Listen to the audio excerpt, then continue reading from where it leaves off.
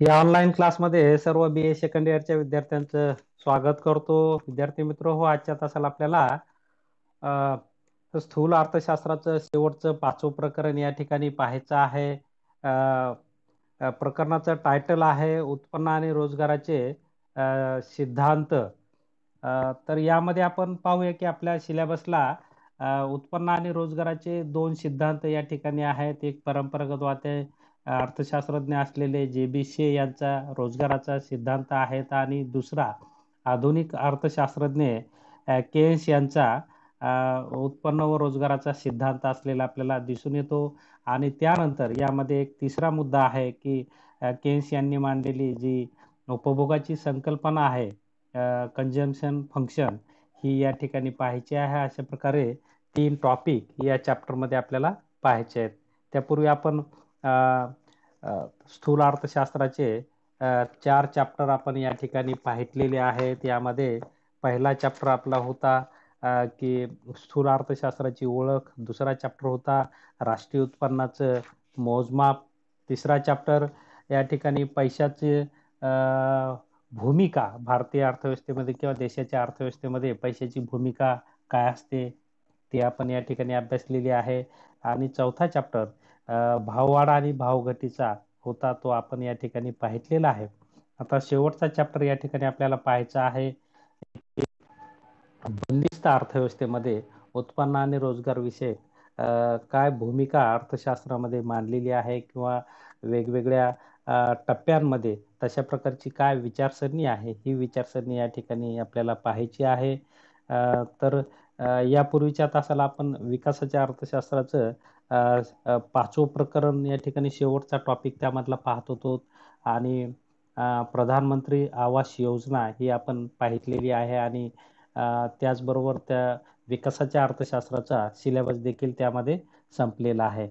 आता स्थूल अर्थशास्त्राचा आपला सिलेबसचा शेवटचा हा चॅप्टर राहिलेला आहे. यामध्ये आपल्याला 3 टॉपिक हे पाहायचे आहेत की शेचा रोजगारविषयक सिद्धांत, त्यानंतर केन्सची उपभोग संकल्पना आणि त्यानंतर केन्सचा उत्पन्न व रोजगारविषयक सिद्धांत. अशा प्रकारे 3 टॉपिक या चॅप्टरमध्ये आहेत. त्यापैकी पहिला टॉपिक आपल्याला या ठिकाणी पाहायचा आहे की JB शे यांचा बाजारविषयक नियम हा या ठिकाणी पाहायचा आहे.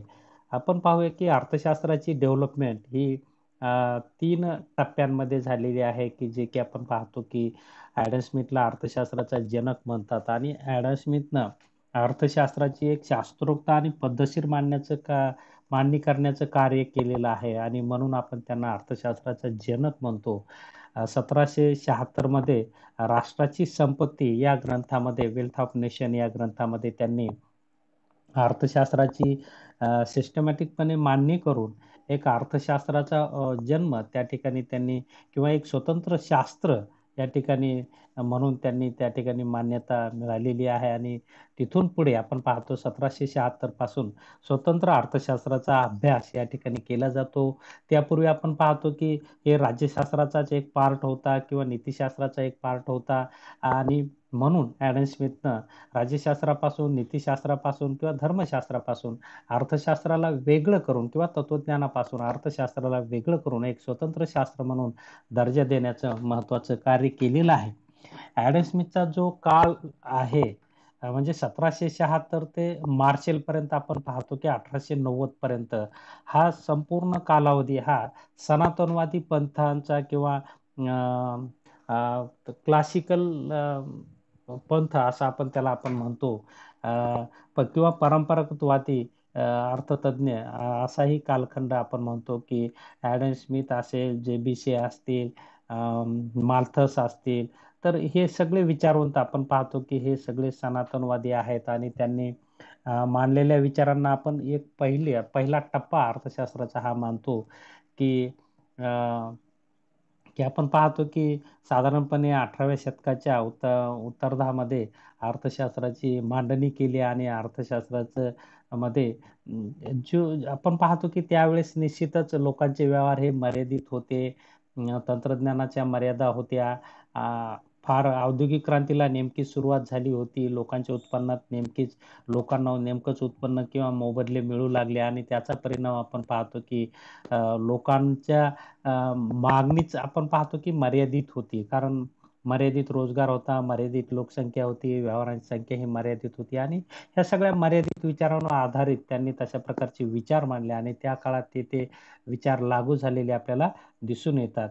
त्यानंतर आपण पाहतो की या विचारांवर नंतर टीका झाली आणि पुढे आपण पाहतो की ही टीका दुरुस्त करण्याचं कार्य मार्शल यांनी 1890 मध्ये केलेलं आहे आणि नंतर 1890 ते 1936 पर्यंतचा हा कालावधी नव सनातनवादी पंथ म्हणून अर्थशास्त्रामध्ये गणला जातो किंवा मोजमाप केल्या जाते किंवा तशा प्रकारचं आपण पाहतो की विचारधारा या कालावधीमध्ये होऊन गेलेली आहे. यामध्ये अनेक विचारवंत होऊन गेलेले आहेत, ज्यामध्ये आपण विशेष अर्थतज्ञ म्हणून आपण पाहतो की मार्शलचं नाव, पिगूचं नाव या ठिकाणी आपण घेऊ शकतो. रॉबर्टसन असतील, त्यानंतर रोस्टो असतील, त्यानंतर आपल्याला कार्ल मार्क्स हे नाव यामध्ये आपल्याला घेता येईल की हे सगळे नवसनातनवादी विचारवंत यांनीही अर्थशास्त्राची पुन्हा नव्याने मांडणी करण्याचं कार्य केलेलं आहे आणि त्यानुसार बाजारपेठेमध्ये किंवा अर्थव्यवस्थेमध्ये आर्थिक घडामोडी कशा होतात याबद्दलचे चिंतन किंवा आर्थिक तत्वज्ञान किंवा विचारसरणी त्यांनी मांडलेली आहे. त्यानंतर आपण पाहतो की केन्सच्या नंतर चा जो कालावधी 1936 पासून केन्स यांनी आपण पाहतो केन्सने उत्पन्न व रोजगार विषयक सिद्धांत मांडून किंवा तशा प्रकारचे ग्रंथ लिहून केन्स यांनी the general theory of employment, interest and money हा ग्रंथ 1936 मध्ये लिहिला आणि आधुनिक अर्थशास्त्राची मांडणी या ग्रंथामध्ये करण्याचं कार्य त्यांनी केलेलं आहे. केन्स यांना परंपरागतवाद्यांचे विचार किंवा नवपरंपरागतवाद्याचे किंवा सनातनवादी किंवा नवसनातनवाद्यांचे विचार ते आवडले नाही आणि त्यामध्ये त्यांनी टीका केली आणि परत नव्याने अर्थशास्त्राची मांडणी करण्याचं कार्य केन्स यांनी केलेलं आपल्याला दिसून येतं आणि आज आपण पाहतो की अर्थशास्त्रामध्ये खूप म्हणजे आधुनिक विचार, चांगले विचार बदलत्या परिवर्तनानुसार आधुनिक विचार मांडलेले आपल्याला या ठिकाणी दिसून येतात की अर्थव्यवस्थेतील आर्थिक व्यवहारांचे बारकाईने निरीक्षण करून तशा प्रकारचे सिद्धांत किंवा विचारसरणी मांडण्याचं कार्य आधुनिक अर्थशास्त्रज्ञ आजपर्यंत करत आहेत आणि आज आपण पाहतो की याच विचारांचा आधार घेऊन जगातील बऱ्याच अर्थव्यवस्था या विकसित होत आहेत किंवा त्याप्रमाणे देशातील गुंतवणूक, रोजगार निर्मिती, वस्तूची मागणी आणि पुरवठा किंवा इतर अर्थव्यवस्थातील उत्पादन, उपभोग आणि वितरणाबाबतीतल्या सगळ्या प्रक्रिया याच विचारांवर आधारित असलेल्या आपल्याला दिसून येतात आणि म्हणून कुठल्याही अर्थव्यवस्थेचा विकास करत असताना किंवा आर्थिक नियोजन करत असताना आर्थिक विचारसरणी ही खूप महत्त्वपूर्ण असते. जुना जरी एखादा विचार असला तरी तो टाकाऊ नसतो, कारण त्यातून काही ना काहीतरी आपल्याला चांगल्या गोष्टी या ठिकाणी मिळत असतात आणि म्हणून अर्थशास्त्राचे वेगवेगळे सिद्धांत आपण या ठिकाणी अभ्यासतो. या चॅप्टरमध्ये आपल्याला परंपरागत किंवा अभिमतपंथी आणि आधुनिक विचारसरणीचे या ठिकाणी विचार स्थूल अर्थशास्त्राच्या संदर्भात या ठिकाणी आपल्याला अभ्यासायचे आहेत. तर आपण पाहतो की अर्थशास्त्राची मांडणी म्हणूया किंवा जन्म म्हणूया की हा पाश्चात्य राष्ट्रांमध्ये झालेला आहे की विकसित राष्ट्रांमध्ये आधुनिक अर्थशास्त्रज्ञांनी आर्थिक विचार मांडत असताना सगळ्याच अर्थव्यवस्थेचा विचार केलेला आहे.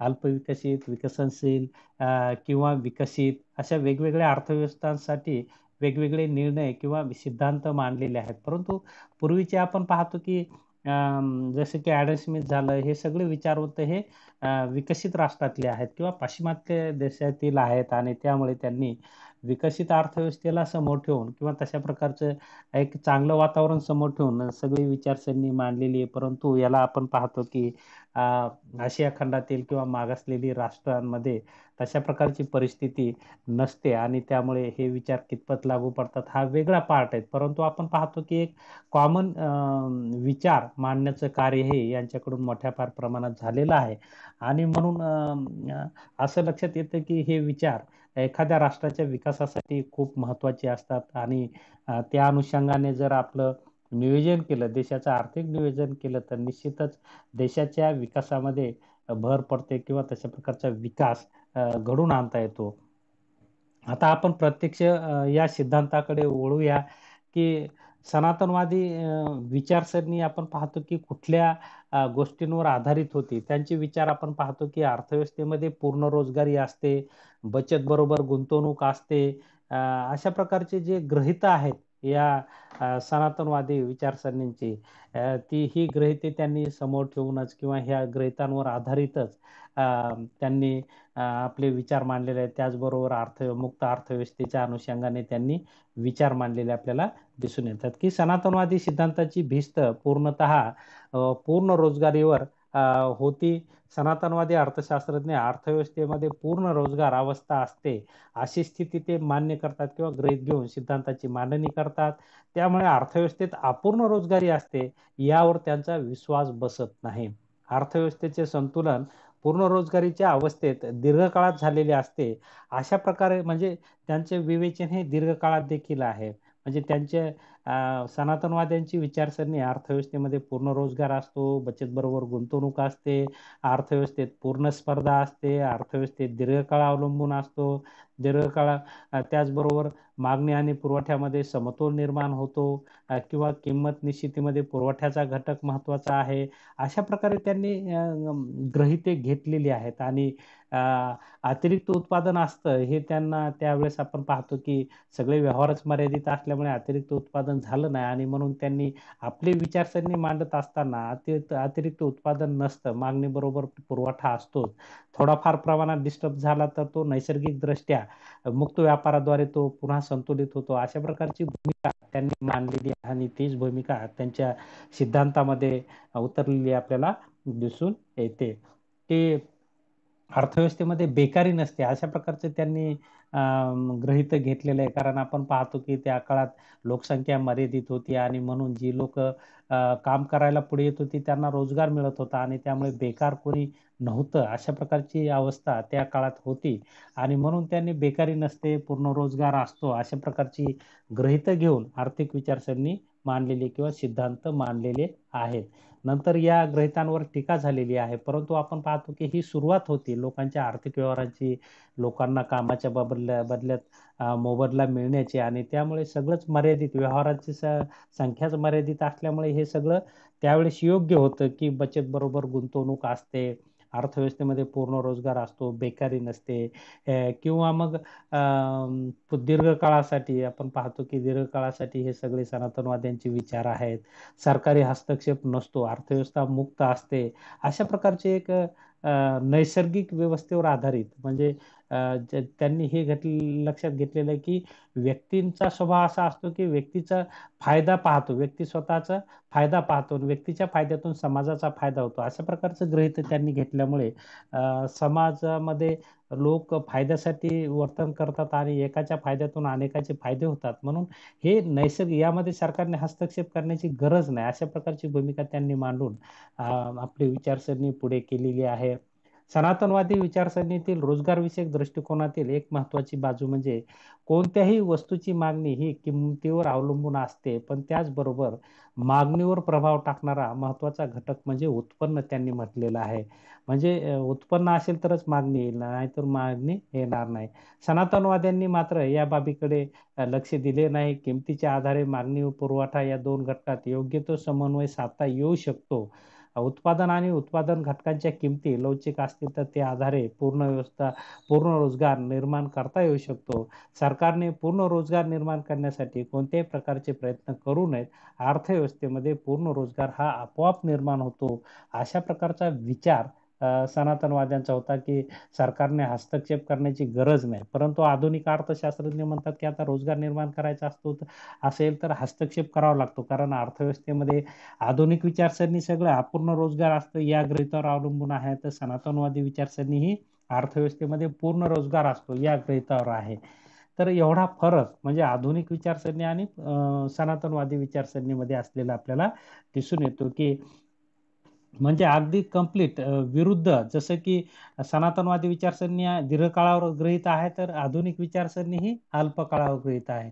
तर आधुनिक विचारसरणी ही बचत बरोबर गुंतवणूक मान्य करत नाही. कारण बचतीचा बराच भाग आपण पाहतो की लोक वेगवेगळ्या कारणासाठी, वेगवेगळ्या कारणासाठी करत असतात आणि त्यामुळे ₹100 बचत झाली तर ₹100 भांडवल निर्माण होते किंवा गुंतवणूक होते असं नाही, तर तिथले ₹50च गुंतवणूक होते. कारण ₹50 लोक इतर आपल्या मागण्या पूर्ण करण्यासाठी किंवा भविष्यातील धोक्यांना तोंड देण्यासाठी किंवा दैनंदिन व्यवहारासाठी स्वतःसाठी बचत ठेवत असतात. मग हे आणि ही बचत उत्पन्नावर अवलंबून असते. तर त्यांनी हे विचार लक्षात घेतलेले नाहीत. हा दोन्ही विचारातील फरक असलेला आपल्याला या ठिकाणी दिसून येतो. त्याचबरोबर सनातनवाद्यांनी पूर्ण स्पर्धा हे गृहीत घेतलेले, तर आधुनिक विचारवंतांनी अपूर्ण स्पर्धा असते असं म्हटलेलं आहे. तर ह्या दोन्ही विचारसरणीमध्ये अशा प्रकारचा फरक असलेला दिसून येतो. परंतु तत्कालीन आपण पाहूया की हे विचार महत्त्वाचे होते. त्यांनी मांडण्याचं कार्य केलेलं आहे आणि म्हणून आजच्या तासाला आपल्याला जे.बी. शे यांचा बाजार विषयक नियम या ठिकाणी पाहायचा आहे. सनातनवादी विचारसरणी ही पूर्ण रोजगारीवरच आधारित असल्यामुळे अर्थव्यवस्थेत उत्पन्न व उत्पादनाची पातळी ही पूर्ण रोजगारीस अनुकूल राहील ही बाब मान्य करावी लागते. सनातनवादी अर्थशास्त्रज्ञांच्या विचारसरणीतील ही एक मध्यवर्ती कल्पना म्हणजे शेचा बाजारविषयक नियम होय. 19व्या शतकातील फ्रेंच अर्थशास्त्रज्ञ जे.बी. शे यांनी ट्रेटेड इकॉनॉमिक पॉलिटिक या पुस्तकात हा सिद्धांत मांडलेला आहे की त्यांच्या मते म्हणजे जे.बी. शेच्या मते की प्रत्येक पुरवठा आपली मागणी निर्माण करतो. Every supply creates its own demand. म्हणजे प्रत्येक पुरवठा आपली मागणी निर्माण करतो. म्हणजे जे निर्माण होतं त्याला मागणी येतेच असा त्याचा अर्थ होतो. ज्या वस्तूंवर प्रक्रिया केली जाते आणि वस्तू निर्माण केल्या जाते त्याला मागणी असतेच असं जे.बी. शे म्हणतात. याला जे.बी. शेचा बाजारविषयक नियम असं म्हटलं जातं. म्हणजे मागणी व पुरवठा या दोन बाजू समान असतात अशा प्रकारे त्यांनी या ठिकाणी विचार मांडलेले आहेत. कारण उत्पादनाची प्रक्रिया ही अशा प्रकारची प्रक्रिया असते की ज्या प्रक्रियेमध्ये उत्पन्न निर्माण होते व वस्तूंच्या उपभोगासाठी उपभोक्त्यांमध्ये उत्पादनाच्या प्रक्रियेत जे निर्माण झालेले उत्पन्न असते ते वाटले जाते आणि त्यामुळे वस्तूचे उत्पादन व पुरवठा या दोन्ही बाबी आवश्यक त्या प्रमाणात मागणी निर्माण करतात. कोणत्याही वस्तूच्या उत्पादनासाठी आपण पाहतो की उत्पादनाचे घटक आवश्यक असतात. भूमी, श्रम, भांडवल आणि संयोजक हे उत्पादनाचे 4 घटक आहेत.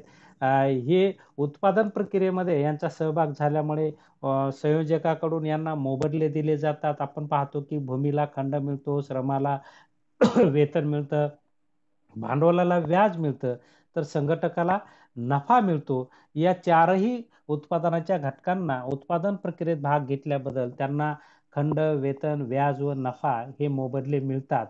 आणि म्हणून उत्पादन घटकांना मोबदल्याच्या स्वरूपाने जे उत्पन्न मिळालेले असते त्यामुळे त्यांची खरेदी शक्ती वाढते. आपण पाहतो की उत्पादनाच्या घटकाचा उत्पादन प्रक्रियेमध्ये सहभाग झाला की त्यांना मोबदले दिले जातात. हे मोबदले म्हणजेच उत्पादन घटकाचं उत्पन्न आणि हे उत्पन्न मिळालं की उत्पादक घटकाकडून जी त्यांनी निर्माण केलेलं असतं त्याला ते मागणी करतात. म्हणजे याच उत्पादक घटकाकडून जी निर्मिती होते ती त्यांना उत्पन्न मोबदल्यामुळे उत्पन्न मिळाल्यामुळे ते त्यांच्याकडून मागणी येते आणि म्हणून जेवढं निर्माण केलं जातं तेवढं विकल्या जातं आणि म्हणून प्रत्येक पुरवठा आपली मागणी निर्माण करतो. अशा प्रकारचा अर्थ जे.बी. शे यांनी बाजारच्या सिद्धांतामध्ये मांडलेला आपल्याला दिसून येतो. की उत्पादन घटकांना मोबदल्याच्या स्वरूपाने जे उत्पन्न मिळालेले असते त्यामुळे त्यांची खरेदी शक्ती वाढते आणि अशा रीतीने खरेदी शक्ती वाढल्यामुळे मागणी निर्माण होते आणि थोडक्यात म्हणजे निर्माण झालेली मागणी ही पुरवठ्याबरोबर असते. उदाहरणार्थ अर्थव्यवस्थेत ₹10,000 किमतीच्या वस्तूचे उत्पादन झाले तर उत्पादन घटकांना ₹10,000 मिळतील म्हणजे मोबदला तेवढा मिळेल. वस्तूच्या किमती म्हणजे जेवढ्या किमतीच्या वस्तू त्यांनी तयार केल्या तेवढा त्यांना मोबदला मिळेल म्हणजे तेवढं उत्पन्न मिळेल आणि हे उत्पन्न ते मिळालं की तेवढ्याच्या तेवढं उत्पन्न ते वस्तू खरेदी करण्यासाठी खर्च करतात आणि त्यामुळे जेवढा पुरवठा झाला तेवढी मागणी येते असं जे.बी. शेला म्हणायचं आहे. उत्पादन घटकांना जे ₹10,000 उत्पन्न मिळेल त्या आधारे उत्पादन घटक ₹10,000 किमतीच्या वस्तूची मागणी करतील. म्हणजे ₹10,000 किमतीचा पुरवठा झाला तर ₹10,000 वस्तूंची मागणी देखील तेवढी ते उत्पादनाचे घटक करतील आणि त्यामुळे प्रत्येक पुरवठा आपली मागणी निर्माण करेल. बाजारात अत्युत्पादन किंवा मागणीची कमतरता आढळणार नाही. अशा प्रकारचा विचार त्यांनी मांडला होता, की अतिरिक्त उत्पादन नसतं बाजारपेठेमध्ये. जेवढं निर्माण केलं तेवढ्याला मागणी असते. कारण निर्माण करणाऱ्याला त्या मोबदला मिळतो आणि या मोबदल्यातून निर्माण झालेल्या वस्तूला पुन्हा तो डिमांड करतो. म्हणजे त्याच्याकडूनच पुरवठा होतो आणि त्याच्याकडूनच मागणी होते आणि म्हणून पुरवठ्याबरोबर मागणी किंवा प्रत्येक पुरवठा आपली मागणी निर्माण करतो. अशा प्रकारचा जे.बी. शे यांनी बाजार विषयक सिद्धांत मांडलेला आहे. त्यांनी अर्थव्यवस्थेत जेवढे उत्पादन होईल ते सर्व उत्पादन विकले जाते. अशा परिस्थितीत देशात जर काही बेकार व्यक्ती किंवा उत्पादनाचे घटक असतील तर त्यांना रोजगार मिळू शकेल आणि पर्यायाने उत्पादन घटकांचा वापर झाल्यामुळे त्यांना जे उत्पन्न मिळेल त्यातून त्यांनी निर्माण केलेल्या उत्पादनाला मागणी येईल. असे यांची प्रक्रिया होती किंवा असे मत होते, की अशी प्रक्रिया अर्थव्यवस्थेत सातत्याने सुरू असते आणि त्यातूनच शेवटी पूर्ण रोजगारीची स्थिती येते. अर्थव्यवस्थेमध्ये बेकारी नसते. अल्पकाळात थोडेफार प्रमाणात बेकारी जरी निर्माण झाली तर त्यांना पुन्हा रोजगार प्राप्ती होते आणि या रोजगारीतून त्यांना मोबदला मिळतो. मोबदल्यातून उत्पन्न निर्माण होतं आणि जे त्यांच्याकडून वाढीव उत्पन्न म्हणजे त्यांच्याकडून जे वाढीव उत्पादन होतं ते यांना काम मिळाल्यामुळे, उत्पन्न वाढल्यामुळे ते त्या वाढीव उत्पन्नाची मागणी करतील आणि मागणीच्या प्रमाणात पुरवठा असेल आणि त्यामुळे बेकारही अर्थव्यवस्थेत नसतील आणि अर्थव्यवस्था पूर्ण रोजगारीकडे असते किंवा अर्थव्यवस्थेत पूर्ण रोजगाराची स्थिती असते, असं जे.बी. शे यांनी म्हटलेलं आहे. सारांश रूपाने असं म्हणता येईल, की जे.बी. शेचा बाजार चा नियम हा प्रत्येक पुरवठा आपली मागणी निर्माण करतो, या बाबींचे समर्थन करतो. उत्पादनाच्या प्रक्रियेत वस्तूचे उत्पादन होणे व उत्पादन घटकांना रोजगार मिळणे व रोजगारीमुळे उत्पादन घटकांना उत्पन्न मिळते व त्यातून त्यांची खरेदी शक्तीत वाढ होते आणि त्यामुळे उत्पादनात वाढ झाली की मागणीत वाढ होते. याचे कारण असे की उत्पादनातील वाढ ही उत्पन्न व खर्च या दोन्हींमध्ये वाढ घडवून आणते. त्यामुळे अर्थव्यवस्थेत पूर्ण रोजगार प्रस्थापित होईपर्यंत उत्पन्न व खर्चाचा चक्रकार प्रवाह म्हणजे उद्योग संस्थेकडून कुटुंब संस्थेकडे, कुटुंब संस्थेकडून उद्योग संस्थेकडे अशा प्रकारचा फिरता राहत असतो, असं जे.बी. शे यांनी म्हटलेलं आहे. की उद्योग संस्थेमध्ये उत्पादनाचे घटक काम करतात. उत्पादनाचे घटक काम केल्यामुळे त्यांना मोबदला मिळतो. म्हणजे मोबदल्यामुळे कुटुंब संस्थेला उत्पन्न प्राप्त होतं आणि ह्याच उत्पन्न ते खर्च करतं आणि उद्योग संस्थेने निर्माण केलेल्या वस्तूची मागणी करतं आणि मागणी म्हणजे जेवढं उद्योग संस्था पुरवठा करते तेवढीच यांच्याकडून मागणी येते. अशा प्रकारचं उत्पन्न व खर्चाचा चक्रकार प्रवाह हा अर्थव्यवस्थेमध्ये चालू राहतो आणि हा जोपर्यंत चालू राहतो तोपर्यंत अर्थव्यवस्थेमध्ये पूर्ण रोजगाराची स्थिती असते. अर्थव्यवस्थेमध्ये बेकारी नसते. अर्थव्यवस्थेमध्ये अतिरिक्त उत्पादन नसते. जेवढं निर्माण केलं तेवढी त्याला मागणी येत असते. कारण निर्माण करत असताना त्यांना मोबदले मिळतात. मोबदले म्हणजे त्यांचं उत्पन्न आणि हेच उत्पन्न ते त्यांच्या मागणीच्या स्वरूपात वस्तूवर खर्च करत असतात आणि जेवढं त्यांना उत्पन्न मिळालं तेवढा खर्च करतात. म्हणून जेवढं पुरवठा झाला तेवढी अर्थव्यवस्थेमध्ये मागणी येते आणि अशा प्रकारचा उत्पन्न व खर्चाचा चक्रकार प्रवाह उद्योग संस्थेकडून कुटुंब संस्थेकडे, कुटुंब संस्थेकडून उद्योग संस्थेकडे हा उत्पन्न आणि खर्चाचा प्रवाह चालू राहतो, अर्थव्यवस्थेत चालू राहतो. त्यामुळे अर्थव्यवस्थेत अतिरिक्त उत्पादन नसते, बेकारी नसते आणि पूर्ण रोजगारीची स्थिती असते आणि म्हणून प्रत्येक पुरवठा आपली मागणी निर्माण करतो, असं जे.बी. शेनं आपल्या या सिद्धांतामध्ये सांगितलेलं आहे. तर अशा प्रकारचा हा सिद्धांत काही गृहीतावर आधारित असलेला आपल्याला दिसून येतो, की त्यांचे जे.बी. शे यांनी काही गृहीतकांवर हा सिद्धांत मांडलेला आहे. त्यामध्ये पहिलं गृहीतक आहे, अर्थव्यवस्थेमध्ये पूर्ण स्पर्धा असते आणि पूर्ण स्पर्धेमध्ये वस्तूच्या किमती ह्या मागणी आणि पुरवठ्यानुसार ठरत असतात. कोणताही उत्पादक किंवा ग्राहक त्या ठिकाणी किंमत ठरत नाही आणि ठरलेली किंमत ही साधारण नफा मिळवून देणारी असते. त्याचबरोबर अर्थव्यवस्थेमध्ये बचत आणि गुंतवणूक ही समान असते, असं त्यांनी म्हटलेलं आहे. जेवढी बचत झाली तेवढी गुंतवणूक होते. त्यामुळे यामध्ये जेवढं निर्माण झालं तेवढं विकल्या जातं आणि जेवढं विकल्या जातं तेवढं पुन्हा निर्माण केलं जातं आणि म्हणून अर्थव्यवस्थेमध्ये पुरवठा मागणी असते. त्याबरोबर पैशाचा प्रवाह असा फिरता राहतो. उद्योग संस्थेकडून कुटुंब संस्थेकडे, कुटुंब संस्थेकडून पुन्हा उद्योग संस्थेकडे अशा प्रकारचा पैशाचा प्रवाह अर्थव्यवस्थेमध्ये चालू राहिल्यामुळे अर्थव्यवस्थेत पूर्ण रोजगाराची स्थिती निर्माण होते आणि पूर्ण रोजगारीच्या अवस्थेमध्ये अत्युत्पादन निर्माण होत नाही. कारण जे निर्माण केलं जातं ते विकल्या जातं त्याला मागणी 100% येतेच. कारण उत्पादनाच्या प्रक्रियेमध्ये उत्पादनाच्या घटकांना वस्तूची निर्मिती करत असताना जे मोबदले मिळतात आणि या मोबदल्याच्या स्वरूपात जे त्यांना उत्पन्न मिळतं, तेच उत्पन्न त्यांनी निर्माण केलेल्या जो वस्तू असतात त्या वस्तूची ते डिमांड करण्यासाठी खर्च करतात.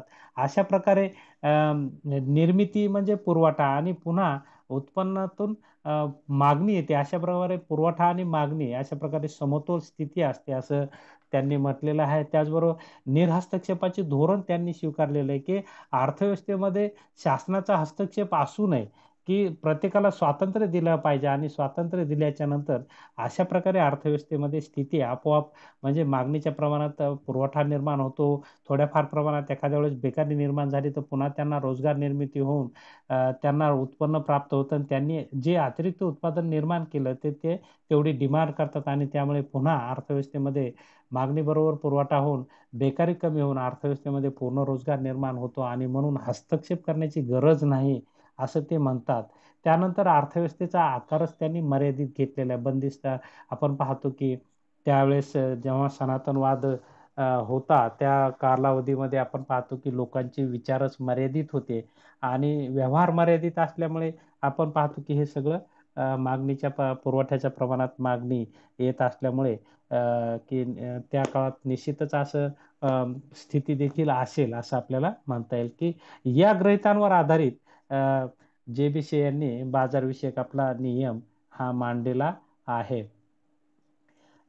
या ठिकाणी जे.बी.सीच्या बाजारविषयक नियमांचे काही निष्कर्ष या ठिकाणी आपल्याला काढता येतात. त्यामध्ये अर्थव्यवस्थेमध्ये पूर्ण रोजगार असतो, सरकारी हस्तक्षेप नसतो, अर्थव्यवस्थेमध्ये अत्युत्पादन नसते, म्हणजे ओव्हर प्रोडक्शन ज्याला आपण म्हणतो, अशा प्रकारची स्थिती नसते. कारण जे निर्माण केलं जातं ते उत्पादक घटकांना त्याचे मोबदले मिळतात आणि मोबदले उत्पन्न मिळाल्यामुळे ते जेवढं निर्माण केलं तेवढं ते खरेदी करतात, मागणी करतात आणि त्यामुळे शिल्लक काही राहत नाही आणि म्हणून जेवढा पुरवठा तेवढी मागणी अशा प्रकारचं गृहीत किंवा विचार त्यांनी मांडलेले आहे आणि म्हणून ते म्हणतात की प्रत्येक पुरवठा आपली मागणी निर्माण करत असतो. त्यानंतर आपोआप चालणारी ही यंत्रणा असते, याच्यामध्ये हस्तक्षेप नको असं. हस्तक्षेप केला तर ही यंत्रणा डिस्टर्ब होते आणि त्यामुळे हस्तक्षेप मुक्त स्थिती किंवा निरहस्तक्षेपाची स्थितीमध्ये अशा प्रकारची प्रत्येक पुरवठा आपली मागणी निर्माण करतो असं त्यांनी म्हटलेलं आहे. कारण उत्पन्नाचा प्रवाह उद्योग संस्थेकडून कुटुंब संस्थेकडे आणि कुटुंब संस्थेकडून उद्योग संस्थेकडे अशा प्रकारे चालू असल्यामुळे अर्थव्यवस्थेत पुरवठ्याच्या प्रमाणात मागणी असते असं त्यांनी म्हटलेलं आहे. तर अशा प्रकारे बचत व गुंतवणुकी समानता त्यांनी म्हटलेलं आहे, की जेवढी बचत लोकांनी केलेली आहे ती लगेच गुंतवणूक होते. गुंतवणुकीत तिचं रूपांतर होतं आणि त्यामुळे भांडवल वेळच्या वेळेला उपलब्ध होतं आणि त्यामुळे उत्पादन आणि मागणी याच्यामध्ये समतोल निर्माण होत असतो असं त्यांनी म्हटलेलं आहे. परंतु आपण पाहतो की नंतरच्या काळामध्ये नवसनातनवादाच्या काळामध्ये म्हणा किंवा आधुनिक अर्थशास्त्रज्ञांकडून या सनातनवादी विचारसरणीवर मोठ्या फार प्रमाणात टीका झाली. टीका मुख्यतः यांनी जी ग्रहित स्थिती मांडलेली आहे त्या सर्व ग्रहित स्थितींवर टीका केलेली आहे, की आपण पाहतो की त्यांनी म्हटलं की अर्थव्यवस्थेमध्ये अत्युत्पादन नसतं, परंतु आपण पाहतो की अर्थव्यवस्थेमध्ये आज आधुनिक अर्थव्यवस्थेमध्ये आपण पाहतो की अत्युत्पादनाची स्थिती आहे, की मागणी कमी असते, पुरवठा जास्त असतो आणि त्यामुळे मागणी अभावी उत्पादन पडतं आणि म्हणून अत्युत्पादनाच्या स्थितीमध्ये लोकांना रोजगार निर्माण होत नाही. कारण वस्तू जर विकली नाही तर उद्योगधंद्यांना तोटा निर्माण होईल आणि तोटा झाला तर आपण पाहतो की त्यातून रोजगार निर्माण होणार नाही. आणि म्हणून अत्युत्पादनाची स्थिती, प्रभावी मागणीचा अभाव हा असतो. हा हा हा घटक त्यांनी लक्षात घेतलेला नाही असे टीकाकार टीका करतात. त्यानंतर पूर्ण स्पर्धा हे एक त्यांनी गृहीत घेतलेलं आपण पाहतो की जगामध्ये कुठेही कुठल्याही अर्थव्यवस्थेमध्ये पूर्ण स्पर्धेसारखा प्रकार दिसून येत नाही, तर अपूर्ण स्पर्धा असते. आणि म्हणून जगामध्ये जे वास्तव आहे त्यावर आधारित सिद्धांत मांडायला पाहिजे. परंतु काल्पनिक या बाजारपेठेच्या प्रकारावर, पूर्ण स्पर्धेची बाजारपेठ असते अशा प्रकारच्या या काल्पनिक प्रकारावर गृहीत घेऊन त्यावर सिद्धांत किंवा विचारसरणी मांडणे हे चुकीचं आहे असं आधुनिक विचारसरणीचे टीकाकार म्हणतात. त्यानंतर केन्सची भूमिका ही चुकीची.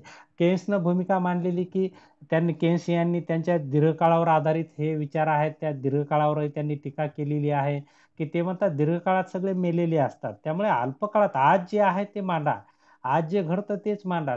भविष्यात 20 वर्षानंतर जे घडेल ते मांडू नका. कारण 20 वर्षात कोणी जिवंत राहिल्याची काही शक्यता राहत नाही आणि म्हणून केन्सनं सनातनवाद्यांच्या विचारांवर टीका केलेली आहे. त्यानंतर मंदीच्या अवस्थेत मागणीचा अभाव असतो, त्याचाही विचार त्यामध्ये झालेला नाही. त्याचबरोबर सरकारी हस्तक्षेपाची गरज असते असं अलीकडे आपण पाहतो, की केन्ससारखे विचारवंत हे मान्य करतात, की सरकारी हस्तक्षेपामुळे सामाजिक कल्याणात वाढ होते, गरीब लोकांना मदत होते, त्यांचे आर्थिक हित जोपासल्या जातं आणि आपण पाहतो की सरकारी हस्तक्षेप महत्त्वाचा आहे. मागणी आणि पुरवठ्यामध्ये असमतोल निर्माण झाला तर शासनाला त्यानुसार आयात निर्यातीची धोरणं किंवा व्यापाऱ्यांकडून पिळवणूक होत असेल तर हस्तक्षेप करावा लागतो आणि ह्या सगळ्या गोष्टी भांडवलशाही अर्थव्यवस्थेमध्ये म्हणा, मिश्र अर्थव्यवस्थेमध्ये म्हणा, ह्या घडून येतात आणि त्या घडू नयेत. लोकांची पिळवणूक होऊ नये, लोकांची फसवणूक होऊ नये म्हणून शासनाला नियंत्रण ठेवावं लागतं, हस्तक्षेप करावाच लागतो. म्हणून निरहस्तक्षेप व्यवस्था ही लोककल्याणकारी असते असं म्हणता येणार नाही. अशा प्रकारची एक टीका त्या ठिकाणी केलेली आहे. त्यानंतर इतर घटकाकडेही दुर्लक्ष आहे. त्यानंतर तेजी मंदीची देखील त्यामध्ये नोंद घेतलेली नाही. आपण पाहतो की अर्थव्यवस्थेमध्ये व्यापार चक्र येत असतात आणि व्यापार चक्रातून अर्थव्यवस्थेवर अनुकूल प्रतिकूल परिणाम होत असतो. आपण पाहतो की याचा विचार त्यांनी त्यामध्ये घेतलेला नाही, की बचत बरोबर गुंतवणूक असते. प्रत्येक पुरवठा आपली मागणी निर्माण करतो. परंतु कधी मागणीचं शॉर्टेज येतं, तर कधी मागणी भरपूर येते, तर कधी पुरवठा कमी असतो, तर कधी पुरवठा जास्त असतो. अशा प्रकारे तेजी-मंदीच्या अभावातून आपण पाहतो, की व्यापार चक्राच्या माध्यमातून उत्पादन प्रक्रिया डिस्टर्ब होते. परंतु याचा विचार त्यांनी केलेला नाही, असं आपल्याला म्हणता येईल.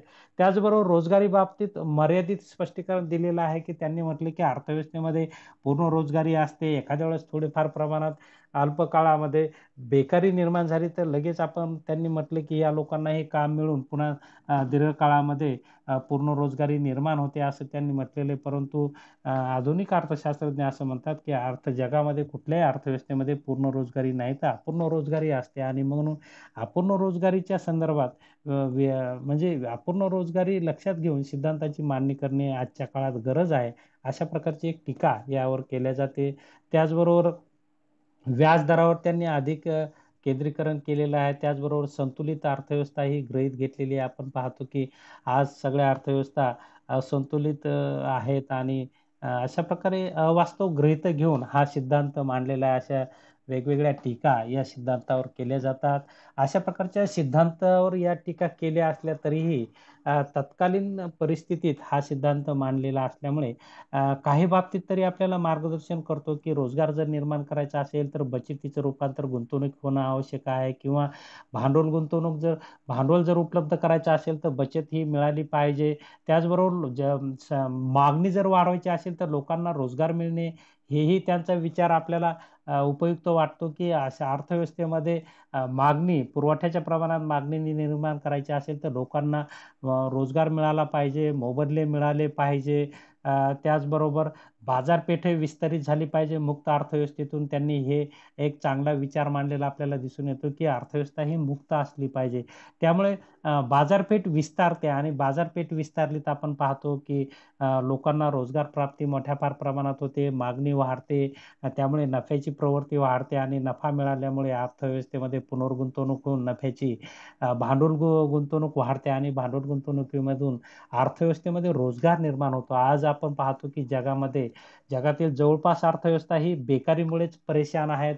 प्रत्येक अर्थव्यवस्थेमुळे बेकारीच्या समस्येने गंभीर स्वरूप धारण केलेले आहे आणि म्हणून रोजगार प्राप्ती कशी निर्माण अर्थव्यवस्थेमध्ये जास्तीत जास्त रोजगार देणारी गुंतवणूक कशी करता येईल या अनुषंगाने आज जगामध्ये विचार मांडले जातात आणि हा त्यांचा विचार आपल्याला या ठिकाणी मार्गदर्शक वाटतो, की अर्थव्यवस्थेमध्ये जर रोजगार निर्माण करायचे असेल, तर या ठिकाणी गुंतवणूक वाढली पाहिजे हा त्यांचा विचार योग्य वाटतो आणि आजही मार्गदर्शक वाटतो.